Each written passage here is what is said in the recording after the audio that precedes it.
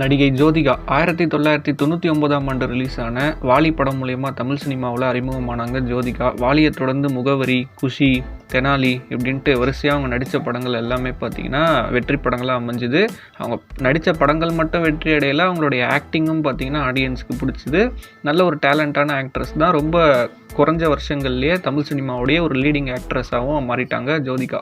எப்படி நடிகை Simran 90s to 2004-05 வரைக்கும் தமிழ் சினிமாவுடைய ஒரு லீடிங் ஆக்ட்ரஸாக பயங்கர டாமினேட்டடாக இருந்தாங்களோ, அதே மாதிரி இன்னொரு பக்கம் ஜோதிகாவும் தன்னை ஒரு லீட் ஆக்ட்ரஸாக எஸ்டாப்ளிஷ் பண்ணிட்டு தனக்குன்னு ஒரு மார்க்கெட்டோட தமிழ் சினிமாவை பார்த்திங்கன்னா இன்னொரு பக்கம் டாமினேட் பண்ணிட்டு தான் இருந்தாங்க. ஜோதிகாவுடைய ஃபர்ஸ்ட் இன்னிங்ஸை பொறுத்த வரைக்கும் தமிழ் சினிமாவில் ரொம்பவே சக்ஸஸ்ஃபுல் தான். ஏன்னா அன்னைக்கு மார்க்கெட்டில் இருந்த பெரும்பாலான டாப் ஆக்டர்ஸ் எல்லாரு கூடயுமே பார்த்திங்கன்னா அவங்க நடிச்சிட்டாங்க, சில பேரை தவிர. சூர்யாவுக்கும் ஜோதிகாவுக்கும் ஆரம்பத்திலேருந்தே லவ் இருந்ததுங்கிற விஷயம்லாம் அவங்க எல்லாருக்குமே நல்லா தெரிஞ்சிருக்கும். 2006 பார்த்திங்கன்னா அவங்க கல்யாணம் பண்ணிக்கிட்டாங்க. கல்யாணத்துக்கு அப்புறம் கொஞ்சம் வருஷங்கள் சினிமா விட்டு விலகி இருந்தாலும் 2015 36 வயது நிலை படம் மூலயமா நல்ல ஒரு கம்பேக் கொடுத்துருந்தாங்க ஜோதிகா. அந்த கம்பேக் படமே அவங்களுக்கு ஒரு மிகப்பெரிய வெற்றி படமாக அமைஞ்சிருந்தது. என்னதான் இப்படி இருந்தாலுமே இப்போ நயன்தாரா எப்படி ரீசெண்ட் டைம்ஸில் பயங்கர ட்ரோல் மெட்டீரியலாக ஆகுறாங்களோ, அதே மாதிரி ஜோதிகா ரீசெண்ட் டைம்ஸில் பேசினாலே பார்த்திங்கன்னா அது ஒரு கான்ட்ரவர்சியாக மாறுது. சோஷியல் மீடியாவில் பயங்கர ட்ரோல்ஸு, மீம்ஸுக்கும் உட்படுத்தப்படுறாங்க ஜோதிகா. ஃபர்ஸ்ட் இன்னிங்ஸ் மாதிரியே சினிமாவில் ஜோதிகாவுடைய செகண்ட் இன்னிங்ஸும் சக்ஸஸ்ஃபுல்லாக இருக்கா இல்லையா, ஜோதிகா எதுக்கு தொடர்ந்து நிறையா கான்ட்ரவர்சியில் சிக்கிறாங்க, எதுக்காக நிறைய பேர் சோஷியல் மீடியாவில் ஜோதிகாவை ஓவராக ட்ரோல் பண்ணுறாங்க, திட்டமிட்டு அவங்க டார்கெட் பண்ணப்படுறாங்களா, இந்த மாதிரிலாம் பல விஷயங்களை பற்றி இந்த வீடியோலாம் நம்ம டிஸ்கஸ் பண்ண போகிறோம். வாங்க. ஃபஸ்ட்டு ஜோதிகா எந்த ஒரு கான்ட்ரவர்சியில் மாட்டுறாங்கன்னு பார்த்தீங்கன்னா 2019 ராட்சசின்னு ஒரு படம் நடிக்கிறாங்க. அந்த படத்தோட ப்ரெஸ் மீட்டு, அதாவது அந்த படத்தோட ப்ரெஸ் மீட்டு, ப்ரீ ரிலீஸ் ஈவெண்ட் இதெல்லாம் கொஞ்சம் கிராண்டாகவே பண்ணியிருந்தாங்க ப்ரொமோஷன்லாம். அந்த ப்ரொமோஷனில் பேசும்போது இந்த மாதிரி கவர்மெண்ட் ஸ்கூலுக்கு எதுக்கு நீட்டு, ஏன்னா கவர்மெண்ட் ஸ்கூலில் நிறைய டீச்சர்ஸே இல்லை, ஒழுங்காக ஷார்ட்டேஜாக இருக்குது டீச்சர்ஸ்க்கு, எஜுகேஷனுக்கும் பார்த்திங்கன்னா அந்தளவுக்கு குவாலிட்டியாக இல்லை, எதுக்காக கவர்மெண்ட் ஸ்கூலுக்கு நீட் அப்படிங்கிற மாதிரி ஒரு ஸ்டேட்மெண்ட்டு விட போய் அது பார்த்திங்கன்னா ரொம்ப சோஷியல் மீடியாலாம் பற்றிக்கிச்சு. அதுக்கு நிறைய பேர் ஆதரவும் அவங்களுக்கு தெரிவித்தாங்க, அதுக்கு பார்த்திங்கன்னா நிறைய பேர் எதிர்ப்பும் தெரிவித்தாங்க. நமக்கு தெரியும் தட் அந்த கிளாஸ் ரூம்ஸில் ஆல்மோஸ்ட் 1 year டீச்சர்ஸே இல்லை. ஸோ அவங்க ஆக்சுவலி டீச்சர். ஸோ அந்த மாதிரி ஒரு சிஸ்டம் கவர்மெண்ட் கொடுத்துட்டு ஆக்சுவலாக நீட் எக்ஸாமை குறித்து நிறைய பேருக்கு, மக்களாகிய நிறைய பேருக்கு நிறைய கருத்துக்கள் இருக்கும். ஒருத்தருக்கு ஒரு கருத்து இருக்கும். நீட்டை கடுமையாக எதிர்க்கிறவங்களும் நிறைய பேர் இருக்காங்க, நீட்டை ஆதரிக்கிறவங்களும் சில பேர் இருக்காங்க. அவங்கவுங்களுடைய பர்செப்ஷனும் அவங்கவுங்களுடைய கருத்துங்கிறது வேறு மாதிரி இருக்கும். ஆனால் ஜோதிகாவை பொறுத்த வரைக்கும் இந்த இடத்துல நீட்டை பற்றி பேசுனாங்கல்ல, சில பேர் அவங்கள விமர்சனம் பண்ணுற சில பேர் கேட்ட கேள்வி என்னவாக இருந்ததுன்னா, இந்த இடத்துல நீங்கள் எதுக்காக நீட்டை பற்றி பேசுகிறீங்க, அதாவது இந்த ராட்சசி படத்துடைய ப்ரொமோஷனில். இந்த ராட்சசி படத்தை பொறுத்த வரைக்கும் இவங்க ஒரு ஸ்கூல் டீச்சராக நடிச்சிருப்பாங்க. அந்த டீச்சர் ஸ்டூடெண்ட்டு அப்படி சம்மந்தப்பட்ட ஒரு கதை தான் அந்த படம். இந்த படத்தில் இப்போ நீங்கள் நீட் எக்ஸாம் பற்றி பேசுகிறீங்கல்ல, நீட் எக்ஸாம்னால இந்த மாதிரியான பாதிப்புலாம் ஸ்டூடெண்ட்ஸுக்கு வருது, இதில் இவ்வளோ விஷயங்கள் இருக்குது அப்படிங்கிற மாதிரி தான் நீங்கள் படம் எடுத்திருக்கீங்களா, நீட் எக்ஸாம் சம்மந்தப்பட்டு நீங்கள் படம் பண்ணியிருக்கீங்களா, அந்த கதை அது சம்மந்தப்பட்டதா அப்படிங்கிற மாதிரி பல பேர் கேட்டிருந்தாங்க. ஆனால் படம்லாம் ரிலீஸ் ஆனதுக்கப்புறம் அது சம்மந்தப்பட்டு எதுவுமே பார்த்தீங்கன்னா படத்தில் கிடையவே கிடையாது. அதாவது நீங்கள் எடுத்திருக்கிற படமோ வேறு மாதிரியான ஒரு கதையாக இருக்குது, நீங்கள் ப்ரொமோஷனில் பேசுகிற விஷயமோ வேறையாக இருக்குது. நாங்கள் இப்படி ஒரு படம் எடுத்திருக்கோம், இந்த படத்தில் இந்த விஷயத்தை பேசியிருக்கோம், இது ஒரு பெருசாக இருக்கும் மக்கள் பார்க்கும்போது அப்படிங்கிற மாதிரி அவங்க படத்தில் என்ன சொல்லியிருக்காங்களோ அதை பற்றி ப்ரொமோஷனில் சொன்னாலும் பரவாயில்ல, இந்த விஷயம் நாங்கள் எடுத்து பேசியிருக்கோம், இது மக்களுக்கு ரொம்ப தேவையானது அப்படின்ட்டு. ஆனால் படம் வேறு ஒன்றா இருக்குது, நீங்கள் பேசின விஷயம் வேறு ஒன்றா இருக்குது. அப்போ நீங்கள் இதை பற்றி பேசினா ஒரு கான்ட்ரவர்சி ஆகும், இதை வச்சு நீங்கள் அட்டென்ஷன் சீக் பண்ணுறதுக்கு பார்க்குறீங்களா ப்ரொமோஷனுக்காக அப்படிங்கிற மாதிரியும் சில பேர் பார்த்தீங்கன்னா கடுமையான விமர்சனங்கள்லாம் வச்சுருந்தாங்க. இந்த இன்சிடெண்ட்லாம் நடந்து நிறைய வருஷங்கள் கழிச்சு என்ன ஆச்சுன்னா, போன வருஷம் 2024 ஜோதிகா ஸ்ரீகாந்த் அப்படிங்கிற ஒரு ஹிந்தி படத்தில் நடிச்சிருந்தாங்க. அந்த படத்துடைய தமிழ் ரிலீஸ்க்கான ஒரு ப்ரெஸ் மீட் பார்த்திங்கன்னா நடந்துச்சு சென்னையில். அந்த ப்ரெஸ் மீட்டில் ஜோதிகா பேசும்போது அவங்கக்கிட்ட ஒரு நிருபர் என்ன கேட்டார்னா, நீங்கள் ஓட்டே போடுறது இல்லையாமே அப்படிங்கிற மாதிரி ஒரு கேள்வி கேட்க, இல்லை நான் வருஷம் ஓட் போட்டுட்டு தானேங்க இருக்கேன் அப்படிங்கிற மாதிரி இவங்க ஒரு ஸ்டேட்மெண்ட்டு சொல்ல, உடனே பக்கத்தில் இருக்கிறவங்கலாம் இல்லை எலெக்ஷன் 5 வருஷத்துக்கு ஒரு வாட்டி தாங்க வரும், என்னங்க நீங்கள் அப்படின்னு சொன்னோன்னே, சாரி நான் தப்பாக சொல்லிட்டேன், நான் ஓட்டெலாம் போடுறேங்க, ஆன்லைனில் கூட போடலாம்ல அப்படிங்கிற மாதிரி ஒரு விஷயத்தை இவங்க சொல்ல போக அது பயங்கர ட்ரோல் மெட்டீரியல் ஆகி சோஷியல் மீடியாவில் போட்டு பொலன்னு புழக்க ஆரம்பிச்சிட்டாங்க. வருஷம் ஓட் போடுவேன் சில டைம்ஸ். இல்லை ஆமாம் 5 வருஷத்தில் சாரி, பட் ஐம் சேயிங் ஒரு சில டைம்ஸ் நம்ம ப்ரைவேட்லி ஆல்சோ வி ஓட், அது ஆன்லைன் கூட இருக்குல்ல. So It's not always every time everything is publicized. இந்தியாவை பொறுத்த வரைக்கும் எந்த ஸ்டேட்டில் வருஷம் அசம்பிளி எலெக்ஷனும் பார்லிமெண்ட் எலெக்ஷனும் நடக்குதுன்னு தெரில. ஆக்சுவலாக இது கூட அவங்க கொஞ்சம் மிஸ்கன்செப்ஷனாக தப்பாக சொல்லிட்டாங்கன்னு கூட வச்சுக்கலாம். ஆனால் ஆன்லைனில் ஓட்டு போடுவேன்னு சொன்னதெல்லாம் சத்தியமாக ஏற்றுக்கவே முடியாது. இந்திய அரசியல் சட்டப்படி எந்த ஒரு ஆளாக இருந்தாலுமே சரி, அவங்களுடைய அட்ரஸ் எங்கே இருக்குது, அவங்களுக்கு ஓட்டர் ஐடியில் எந்த அட்ரஸ் இருக்குது, இந்த ஓட்டர் ஐடிக்கு இந்த அட்ரஸுக்கு இந்த பூத்தில் தான் நீங்கள் ஓட்டு போடணும் அப்படிங்கிற மாதிரி கவர்மெண்ட்டே பார்த்தீங்கன்னா அலர்ட் பண்ணி கொடுத்துருவாங்க. அது வந்து சாதாரண பாமர மக்களாக இருந்தாலும் சரி, இல்லை பெரிய செலிபிரிட்டியாக இருந்தாலும் சரி, ஆன்லைன்லலாம் ஓட்டு போட முடியாது. நேரில் போயிட்டு எலெக்ஷன் டைமில் பூத்தில் போய் தான் ஓட்டு போடணும். ஒருவேளை ஓட்டுன்னு சொன்னோன்னா அவங்க பிக் பாஸ் ஓட்டை பற்றி நினச்சிட்டாங்களோ, ஏன்னா பிக் பாஸில் தானே வாரம் ஓட்டு போடுவாங்க, இவங்க எலிமினேட் ஆகக்கூடாது, அவங்க எலிமினேட் ஆகக்கூடாதுன்ட்டு. ஓகே, ஜோக்ஸ் அப்பார்ட்டுன்னு வச்சுக்கிட்டா கூட ஒரு எலெக்ஷனை பற்றி, ஒரு ஓட்டு போடுறதை பற்றியே சரியான புரிதல் வந்து அவங்களுக்கு இல்லையே. இவங்க எப்படி நீட் எக்ஸாமை பற்றி பேசுனாங்க, அப்போ அதுக்கு மட்டும் இவங்களுக்கு புரிதல் இருந்ததா? ஸோ அது பார்த்தீங்கன்னா ஒரு ப்ரொமோஷன் ஸ்ட்ராட்டஜி தானே பண்ணியிருக்காங்க அப்படின்ட்டு இதையும் சேர்த்து வச்சு கூட நிறைய பேர் ட்ரோல் பண்ணிகிட்டு இருந்தாங்க. அடுத்ததாக ஜோதிகா மாட்டின இன்னொரு பெரிய கான்ட்ரவர்சி என்னன்னு பார்த்தீங்கன்னா, இந்த 2020 JFW அவார்டுன்னு ஒரு அவார்டு கொடுப்பாங்க. அந்த அவார்ட்ஸ் ஃபங்க்ஷனில் பார்த்தீங்கன்னா இவங்களுக்கு பெஸ்ட் ஆக்ட்ரஸ் அவார்டு வந்து கொடுத்தாங்க ராட்சசி படத்துக்காக. அந்த அவார்டு வாங்கிட்டு அந்த படத்தை பற்றி சில விஷயங்கள் பேசிட்டு நன்றி சொல்லிட்டு போயிருந்துருக்கலாம். ஆனால் ஜோதிகா என்ன பண்ணிட்டாங்கன்னா, இந்த மாதிரி இந்த படத்தை நிறைய நாள் வந்து தஞ்சாவூரில் தான் ஷூட் பண்ணோம், அங்கே நிறைய கவர்மெண்ட் ஹாஸ்பிட்டல்லாம் பார்த்தீங்கன்னா சரியான கண்டிஷனே இல்லை, ரொம்ப மோசமான கண்டிஷனில் இருக்குது அப்படி இப்படின்னு சில விஷயம்லாம் சொல்லியிருந்தாங்க. அதே தஞ்சாவூரில் பிரகதீஸ்வரர் கோயிலெலாம் பார்த்திங்கன்னா நல்ல ஒரு கண்டிஷனில் இருக்குது. இந்த டொனேஷன்லாம் கோயிலுக்கெலாம் கொடுக்குறாங்கல்ல, அதெல்லாம் வந்து நீங்கள் இந்த மாதிரி புவராக இருக்கிற ஹாஸ்பிட்டல்ஸுக்கு கொடுங்க, ஸ்கூல்ஸுக்கு கொடுங்க, இந்த மாதிரிலாம் சில வார்த்தையை விட்டோன்னே அது பார்த்திங்கன்னா காட்டு தீ மாதிரி பற்றிக்கிச்சு. கோயிலுக்காக அவ்வளோ காசு கொடுக்குறீங்க, அவ்வளோ செலவு பண்ணுறீங்க, பெயிண்ட் அடிக்கிறீங்க, மெலோண்டியில் அவ்வளோ காசு போடுறீங்க, ப்ளீஸ் அதே காசு பில்டிங்ஸில் கொடுங்க, ஹாஸ்பிட்டல்ஸ் கொடுங்க. It's very important. ஆக்சுவலாக ஜோதிகா சொன்ன விஷயத்தில் தப்பு கிடையாது, சொன்ன விதம் தான் தப்பு. இந்த மாதிரி கவர்மெண்ட் ஹாஸ்பிட்டலு சரியான கண்டிஷனில் ரொம்ப புவராக இருக்குது, சரியான ஃபெசிலிட்டிஸ் இல்லை அப்படின்னா அதை மட்டுமே மென்ஷன் பண்ணியிருக்கலாம். ஆனால் நிறைய பேர் வணங்குற ஒரு பிரகதீஸ்வரர் கோயில் மாதிரி ஒரு கோயில், அதாவது ரிலீஜியஸ் சம்மந்தப்பட்ட ஒரு விஷயத்தை எடுத்துக்கிட்டு அதையும் இதையும் கம்பேர் பண்ணி நீங்கள் அங்கேயே டொனேஷன் கொடுக்குறீங்க, இங்கே பண்ணலாமே அப்படின்னு கம்பேரிசன் பண்ணி சொல்லும்போது அது சில பேருக்கு பார்த்தீங்கன்னா அது தப்பாக இருக்குது. அது எப்படி நீங்கள் சொல்லலாம்? என்ன நீங்கள் தப்பாக பேசிகிட்டு இருக்கீங்க, இதெல்லாம் நீங்கள் சொல்லக்கூடாது, எங்களுடைய சென்டிமெண்ட்டில் நீங்கள் வந்து இது பண்ணுறீங்களா, யூ டோன்ட் ஹேவ் தி அத்தாரிட்டிங்கிறேன், நீங்கள் எப்படி அதை சொல்லலாம்ங்கிறன்ற மாதிரி ஒரு குரூப் பார்த்தீங்கன்னா அவங்கள போட்டு சோசியல் மீடியாவில் பயங்கரமாக ட்ரோல்லாம் பண்ணிட்டு இருந்தாங்க. அந்த மாதிரி வெடிக்கக்கூடாதுங்கிறேன், யூ டோன்ட் ஹேவ் தி அத்தாரிட்டிங்கிறேன். லட்சுமியா அம்பாள. அடுத்ததா ஜோதிகா மாட்டினா இன்னொரு ஒரு மிகப்பெரிய கான்ட்ரவர்சி என்னன்னு பார்த்தீங்கன்னா, இது கான்ட்ரவர்சின்றதை விட இவங்க சொன்ன ஒரு ஸ்டேட்மெண்ட் வந்து ஒரு மிகப்பெரிய ட்ரோல் மெட்டீரியலாக ஆச்சு. ஆல்ரெடி ட்ரோல் மெட்டீரியலாக இருக்கிற ஒரு விஷயத்துக்கு இவங்க டிஃபெண்ட் பண்ணி பார்த்தீங்கன்னா ஒரு விஷயம் சொன்னாங்க. ஆக்சுவலாக கங்குவா படம் எவ்வளோ பெரிய ஒரு ஃப்ளாப்பு, ஒரு டிசாஸ்டர் அப்படிங்கிறது நம்ம எல்லாருக்குமே தெரியும். ஆக்சுவலாக நிறையா பேர் அந்த படம் ரிலீஸ் ஆகி ட்ரோல்லாம் ஆகி கொஞ்ச நாள் ஆனதுக்கப்புறம் சில பேர் என்ன கருத்தெல்லாம் சொல்லிட்டு இருந்தாங்கன்னா, இது வேணும்னே நிறைய பேர் சூர்யாவை டார்கெட் பண்ணி இந்த மாதிரிலாம் பண்ணுறாங்க, இந்த படம் வந்து அந்தளவுக்கு மோசமான ஒரு படம்லாம் கிடையாது, இது நல்ல படம் தான், இதை வந்து வேணும்னே இந்த மாதிரிலாம் பண்ணி ஃப்ளாப் ஆக்கிட்டாங்க, அதர் ஸ்டேட்லேருந்து ஒரு படம் வந்தால் ஹிட் ஆகுறாங்க, நம்ம ஸ்டேட்லேருந்து இப்படிலாம் ஒரு முயற்சி பண்ணால் ஃப்ளாப் ஆக்கி விட்றாங்க, சப்போர்ட் பண்ண மாட்டேங்கிறாங்க, இன்னர் பாலிடிக்ஸ்லாம் ஜாஸ்தியாக இருக்குது அப்படிங்கிற மாதிரிலாம் சொல்லிட்டு இருந்தாங்க. ஆக்சுவலாக இப்படி சொல்கிற சில பேருக்கு ஒரு விஷயம் சுத்தமாக புரியலன்னு நினைக்கிறேன். இந்த கங்குவா படத்தை பொறுத்தவரை இவங்க இந்த படத்தை ஒரு பேன் இண்டியா படமாக எடுத்துகிட்டு வரணும், ஒரு பிரம்மாண்டமாக ரிலீஸ் பண்ணணும், பயங்கர ஒரு அலப்புறையோட இந்த படத்தை இறக்கணும் அப்படிங்கிற மாதிரி தான் திட்டம் போட்டு பண்ணாங்க. இந்த படத்தை பொறுத்தவரை இது நம்ம தமிழ்நாட்டுக்கு ரீஜனுக்கு ஏற்ற மாதிரியான ஒரு படமாக எடுத்திருந்து ப்ரொமோஷன் கூட ஒரு நார்மலாக பண்ணியிருந்தா கூட போதுமான அளவுக்கு தான் இருந்திருக்கும் என்னை பொறுத்தவரை. இந்த மாதிரி நாங்கள் ஒரு முயற்சி எடுத்திருக்கோம், பாருங்கள் குழந்தைங்களோட வந்து பாருங்கள், நல்ல ஒரு எக்ஸ்பீரியன்ஸாக இருக்கும் அப்படின்னு சொல்லியிருந்தாலே இந்த படம் மேபி நல்லா இல்லைனா கூட இந்த அளவுக்கு நெகட்டிவிட்டி ஸ்ப்ரெட் ஆகிருக்காது. சும்மா ஆவரேஜாக ஒரு படம் நல்லா இல்லைனா சொல்லுவாங்களா, அந்த மாதிரி சொல்லிட்டு விட்டுட்ருப்பாங்க. ஆனால் அந்த மாதிரியே இவங்க பண்ணாங்க. எந்த அளவுக்கு ஓவர் ப்ரொமோஷன் இருந்தது, ஓவர் பில்டப் இருந்ததுன்றதெல்லாம் நான் சொல்லி தெரிய வேண்டியதில்லை. படத்துடைய ப்ரொடியூசர் ஞானவேலே கூட பார்த்தீங்கன்னா ஒரு இன்டர்வியூவில் வந்து 1000 கோடி நான் 2000 கோடியாக வசூல் பண்ணோங்க, நீங்கள் என்னங்க இதெல்லாம் பேசிகிட்டு இருக்கீங்க அப்படிங்கிற மாதிரி சொல்ல. அதுக்கப்புறம் இந்த ஆடியோ லான்ச்சில் வந்து டிசம்பர் மாதம் இதே பாஸெல்லாம் எடுத்து வச்சுக்கோங்க, இந்த படத்தோட சக்ஸஸ் மீட்டில் நம்ம மீட் பண்ணுறோம் அப்படிங்கிற மாதிரிலாம் சொல்ல. நிறைய பேர் பார்த்தீங்கன்னா இந்த படத்தை பற்றி ஆகுன்ட்டு அப்படி பில்டப் பண்ணிட்டு இருந்தாங்க. இந்த ஓவர் பில்டப்பான விஷயம்தான் பார்த்தீங்கன்னா படம் இப்படி குப்பை மாதிரி இருக்கும்போது அப்படியே ரிஃப்ளெக்ட் ஆகிடுச்சு.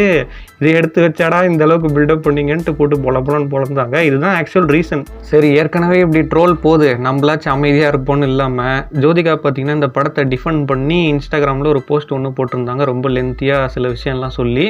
ஆக்சுவலாக இது வந்து ஒரு நல்ல படம் தான், வேணும்னே கன்ஸ்ட்ரக்டிவாக நிறைய பேர் வந்து இந்த படத்தை நெகட்டிவாக சொல்கிறாங்க, கிரிட்டிசைஸ் பண்ணுறாங்க, இதை விட நார்மலான படத்தெல்லாம் ஓட வைக்கிறாங்க அப்படிங்கிற மாதிரிலாம் நிறைய விஷயங்கள் போட்டு இந்த படத்துக்கு டிஃபெண்ட் பண்ணவே இந்த படத்துக்கு ஆல்ரெடி போயிட்டுருக்கிற நெகட்டிவிட்டி ட்ரோல்ஸோடு சேர்த்து இவங்களையும் சேர்த்து வச்சு பார்த்தீங்கன்னா என்ன இப்படி ஒரு குப்பை படத்தை எடுத்துகிட்டு நல்லா இல்லைன்னு சொன்னால் டிஃபெண்ட் பண்ணுறாங்க, இப்படி தான் பண்ணுவாங்களா, நல்ல படத்தை எடுத்தால் பாராட்ட போகிறோம், ஏன்னா இந்த மாதிரி ஒரு படத்தை எடுத்துகிட்டு இது டிஃபெண்ட் வர பண்ணுறாங்களா அப்படின்ட்டு இதுக்கும் சேர்த்து ட்ரோல் பண்ண ஆரம்பிச்சிட்டாங்க. எல்லாத்தையும் விட கங்குவம் படம் பார்த்தீங்கன்னா சூரம் மொக்கையாக தான் இருந்தது. அவங்க எதெல்லாம் ஒர்க் ஆகும்னு நினச்சி நம்பி எடுத்தாங்களே எதுவுமே ஒர்க் ஆகலை, இதுதான் உண்மை. இதை விட்டுட்டு வெளி ஸ்டேட்லேருந்து படம் வந்தால் சப்போர்ட் பண்ணுறோம், நம்ம படம் வந்தால் ஃப்ளாப் ஆகுறோம், இதெல்லாம் பார்த்தீங்கன்னா சும்மா முட்டு கொடுத்து டிஃபெண்ட் பண்ணுறதுக்காக சொல்லப்படுற ஒரு விஷயமாக தான் நான் பார்க்குறேன்.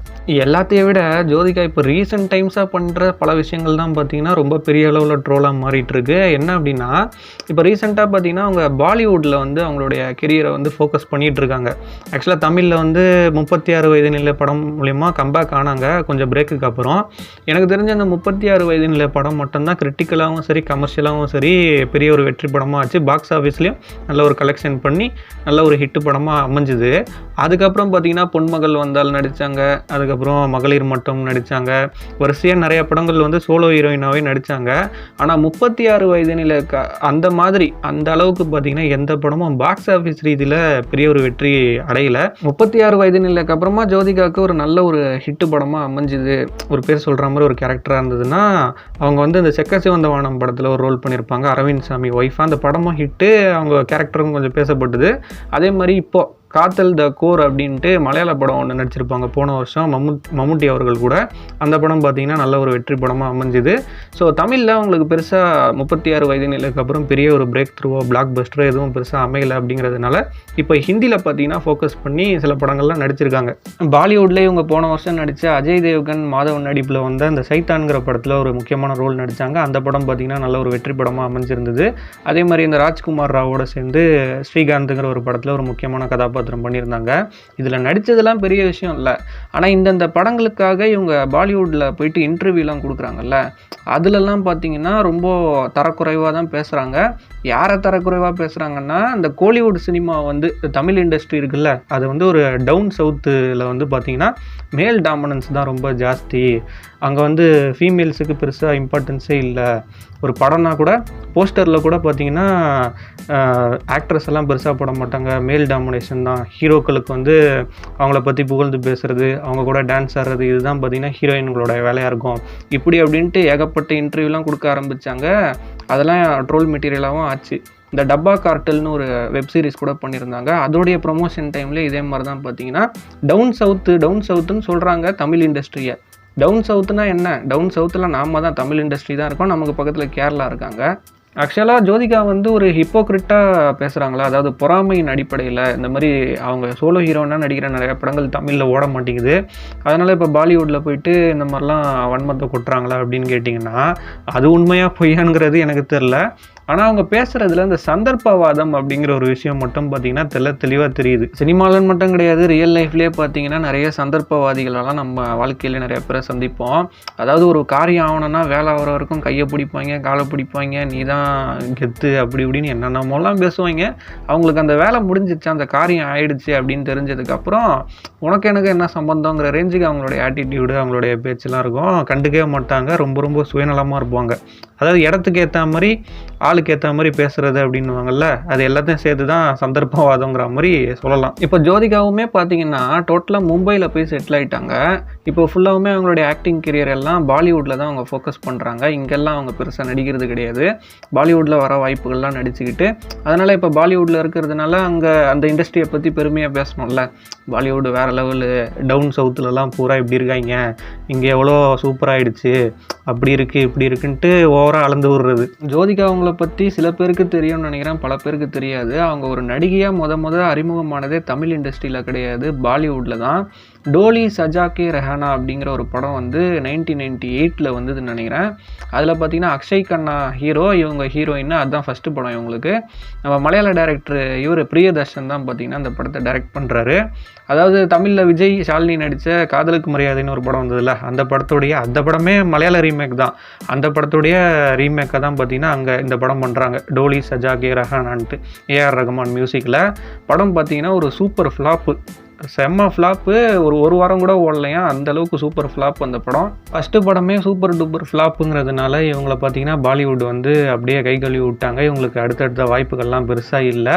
ஸோ இவங்களுக்கு கை கொடுத்து இவங்கள ஒரு பெரிய ஆக்ட்ரஸாக வளர்கிறதுக்கு தூக்கி விட்ட இடம் எதுன்னு பார்த்தீங்கன்னா தமிழ்நாடு தான், தமிழ் சினிமா தான்.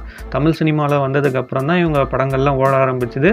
இவங்களுடைய ஆக்டிங்கெல்லாம் நல்லா ரெக்கக்னைஸ் பண்ணி ஃபேன்ஸ்லாம் செலிப்ரேட் பண்ணி இவங்க இருந்தது. ஸோ எல்லாமே இவங்களுக்கு புகழ், பணம், பேர் எல்லாமே கிடைச்சது எல்லாமே சவுத் இண்டஸ்ட்ரி. சவுத்துங்கிறத விட நம்ம தமிழ் இண்டஸ்ட்ரியில் தான்.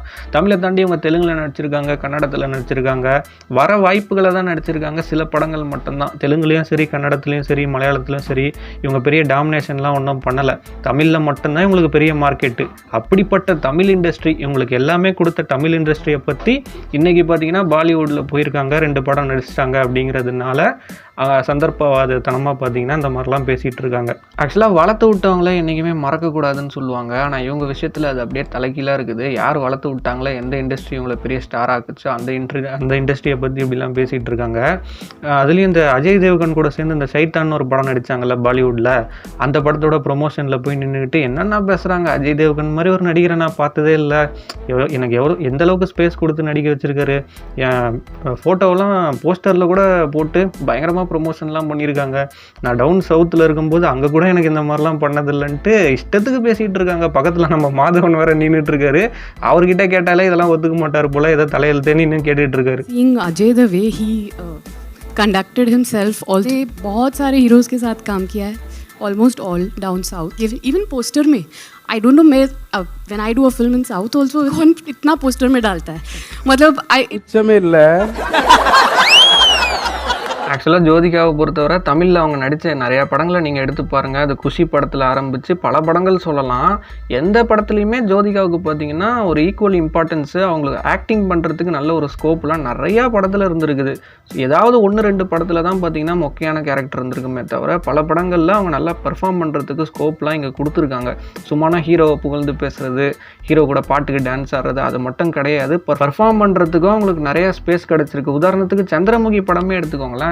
அது என்னதான் ஒரு ரஜினிகாந்த்னு ஒரு சூப்பர் ஸ்டார் அந்த படத்தில் இருந்தாலுமே அந்த படத்துடைய கதையும் அந்த படத்தில் சொல்ல போகிற அந்த மெயின் கேரக்டர் யாருது, இவங்களோடது தானே. சந்திரமுகிங்கிற அந்த கேரக்டரை மையப்படுத்தி தானே அந்த கதையே இருக்குது. அது மட்டும் இல்லாமல் ரஜினி நடிக்கிற படத்துக்கெல்லாம் பார்த்தீங்கன்னா அவரை பேஸ் பண்ணி தான் அவர் படத்தோட பேர் கூட பார்த்தீங்கன்னா வச்சுருப்பாங்க.